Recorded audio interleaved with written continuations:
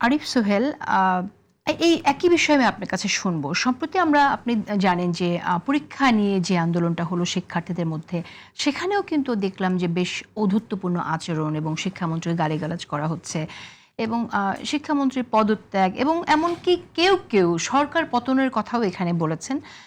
যেখানে আমরা দেখছি যে আওয়ামী লীগের লোকজন সমর্থকরাও এই আন্দোলনকে উস্কে দিচ্ছে।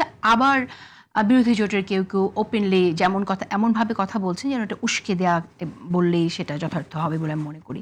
আপনার কাছে কি মনে হয় যে এটা আসলে কেন হচ্ছে? বিশেষ করে ভাষার ব্যবহারটা নিয়ে আমি আপনার কাছে একটু প্রথমে শুনতে চাই।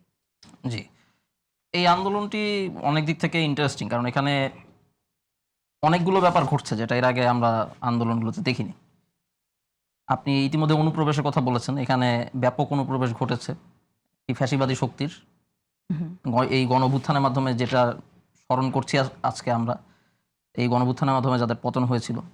আবার এখানে শিক্ষার্থীদের কিছু ক্ষোভ আছে, যেটা সঙ্গত কারণে তাদের নিজস্ব ক্ষোভ এবং তারা ক্ষুব্ধ।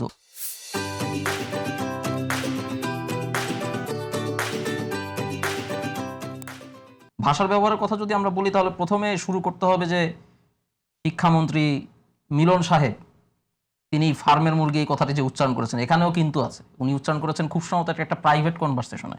প্রথমত এটা বের হয়ে আসলো কেন, এটা একটা প্রশ্ন। এটা তার প্রাইভেসি নষ্ট করে কিনা।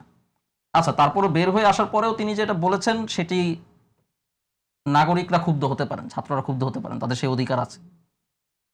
এবং ওই দিক থেকে যে আন্দোলন সংগ্রাম যদি হয়ে থাকে, প্রতিবাদ হয়ে থাকে, দ্যাটস টোটালি জাস্টিফায়েবল। অবশ্য আমি রিসেন্টলি দেখলাম যে সংসদে তিনি দুঃখ প্রকাশ করেছেন, এটিকে স্বাগত জানা, এটা খুবই ম্যাচিওর একটা কাজ উনি করেছেন।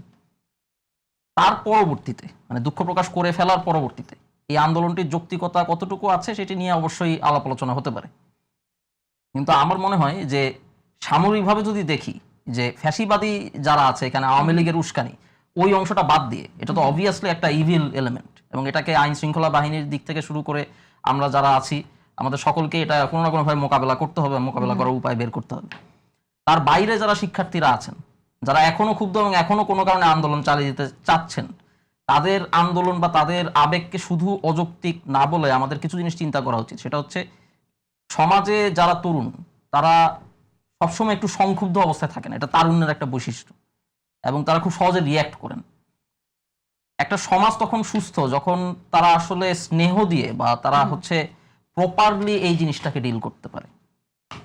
তো সেটা আমরা কিভাবে করব? এবং জুলাই গণঅভ্যুত্থানের মধ্য দিয়ে এই তারুণ্যের মধ্যে প্রতিবাদের যে একটা প্র্যাকটিস তৈরি হয়েছে, এটা ওভারঅল পজিটিভ বা ভালো।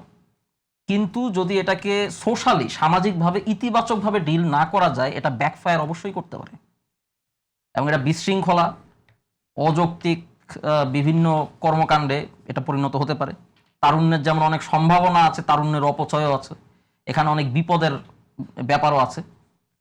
আমার মনে হয় যে শিক্ষামন্ত্রী দুঃখ প্রকাশ করে এখানে একটা ইতিবাচক কাজ শুরু করেছেন, এটা শুরু হয়ে গেছে, এটা এভাবে চালিয়ে যাওয়া উচিত। এবং বিরোধী দলের দিক থেকে এটা খুবই স্বাভাবিক, সরকার দলের বিরুদ্ধে কোনো আন্দোলন হলে বিরোধী দল সেখানে সমর্থন দিবে, দ্যাট ইজ টোটালি নর্মাল, এটা গণতান্ত্রিক দেশে হয়ে থাকে। রাইট।